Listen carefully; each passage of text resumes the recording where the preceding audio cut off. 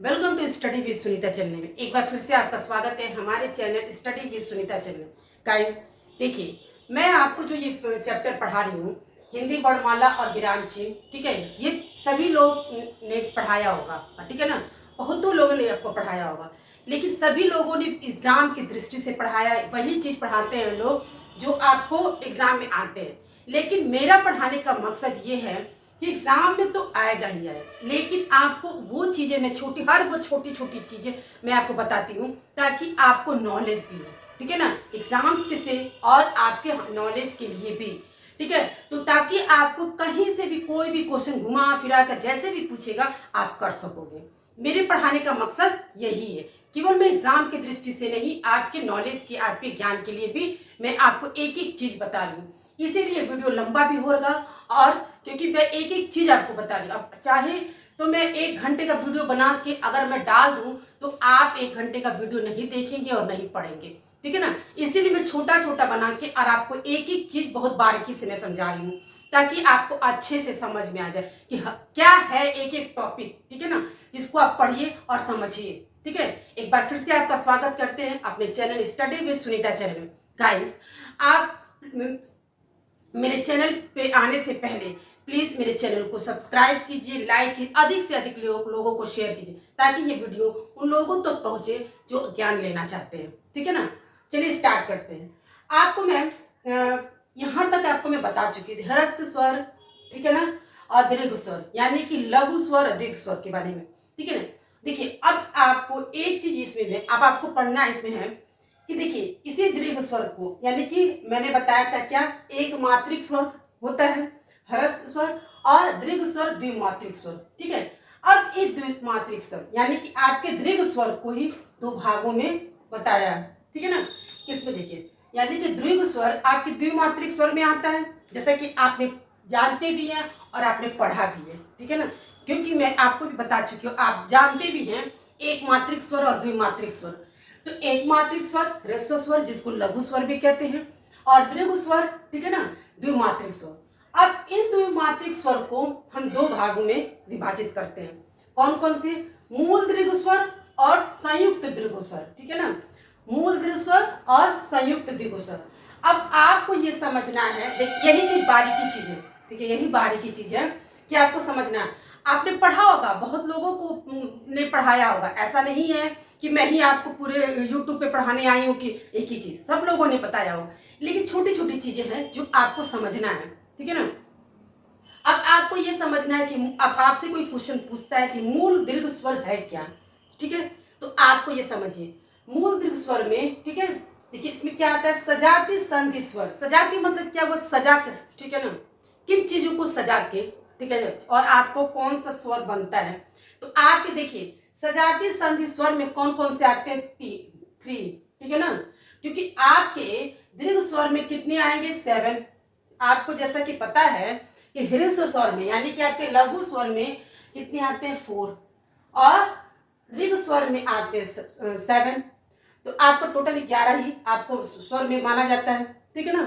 तो देखिए इनके द्विमात्रिक स्वर में मूल दीर्घ स्वर, ठीक है, जिसको आप 3 में भागों में मानते हैं, और संयुक्त दीर्घ स्वर को 4, ठीक है।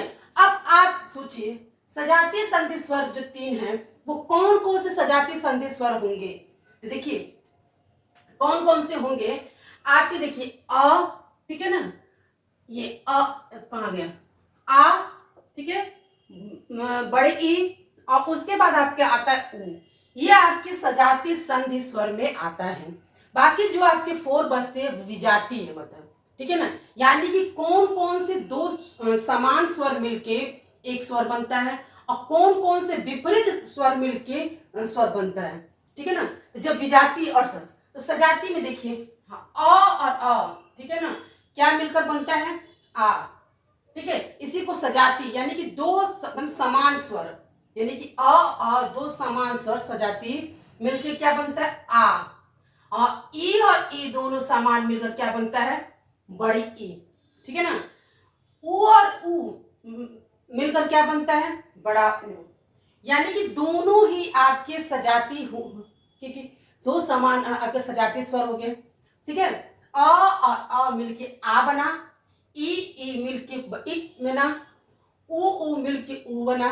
ये आपके हो गए सजातीय स्वर।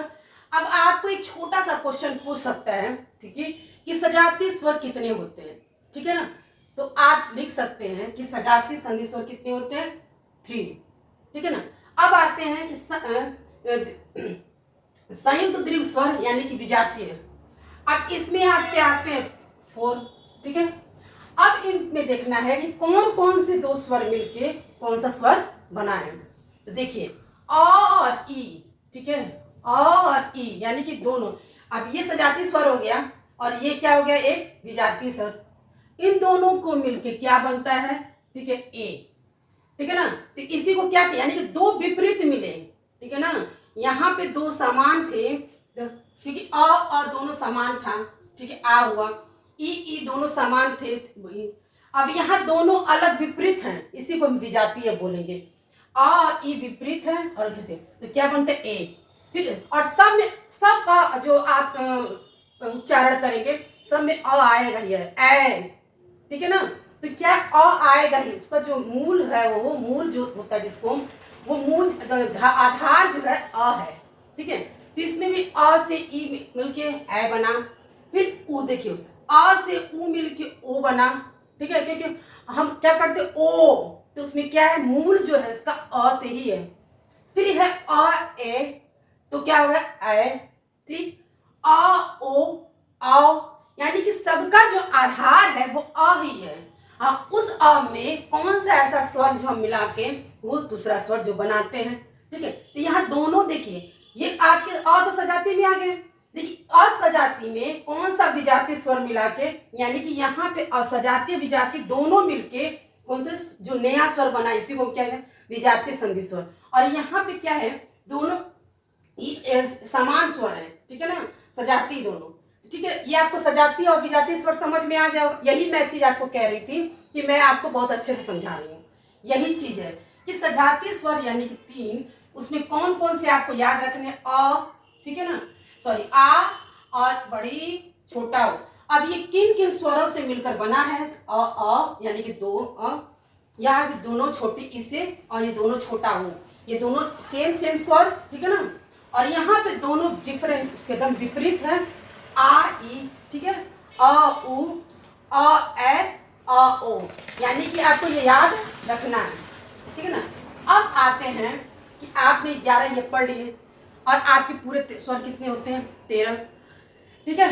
तो अब आपको अयोग व वर्णों की संख्या कितनी मानी जाती है, 2, ठीक है ना। अब ये 11 और ये 2 बच गए, आपके 13 हो गया ना।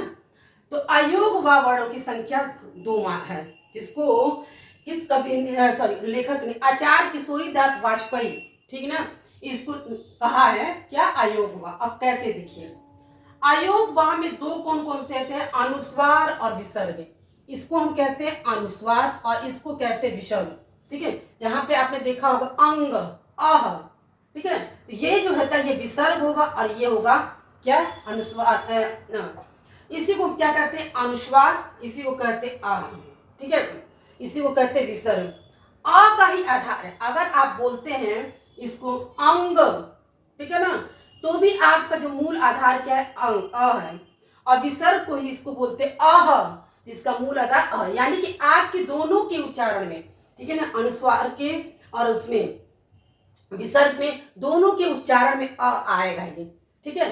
तो यही उसका मूल है, अ के रूप में दिखा। ये स्वर ध्वनिया तो क्या है, नहीं है, स्वर ध्वनिया नहीं है, लेकिन ये इन्हें स्वरों में ही गिना, ये स्वर में नहीं आते, इसीलिए 11 आपके ही माने जाते हैं स्वर, लेकिन इनको गिना जाता है स्वरों में ही, आते नहीं है, माना नहीं जाता, लेकिन गिना स्वर में ही जाता है। ये संस्कृत व्याकरण के इसे अयोग, मतलब संस्कृत के मान्यता के अनुसार इसको अयोगवाह कहते हैं। जब भी आपसे पूछता है कि अयोगवाह स्वर कितने होते हैं, तो आप बताएंगे 2। उसमें से अयोगवाह स्वर में से कौन कौन से होते हैं, तो अनुस्वार और विसर्ग। अनुस्वार जिसको आप बिंदी लगा के ऊपर कर देते हैं, और विसर्ग इसका मूल आधार भी अ होता है, इसका मूल आधार भी अ। और इसे कौन से वैज्ञानिकों ने, इसे कौन सा मतलब लेखक ने इसे लिखा है, आचार्य किशोरी दास वाजपेयी ने इसको अयोगवाह का नाम दिया। ये थे आपकी वो चीज, क्योंकि मैंने स्वर का एक एक चैप्टर, फिर स्वर में पढ़ाऊंगी, फिर व्यंजन मतलब स्वर में क्या क्या आपको पढ़ना है, मैं वो सब कुछ बता रही हूँ, जो आपके एग्जाम में भी आएगा, जो आपके नॉलेज के लिए भी है। तो आपके ये चीज थे, ठीक है ना। तो ये उम्मीद करती हूँ कि ये वीडियो आपको अच्छे से पसंद भी आएगा।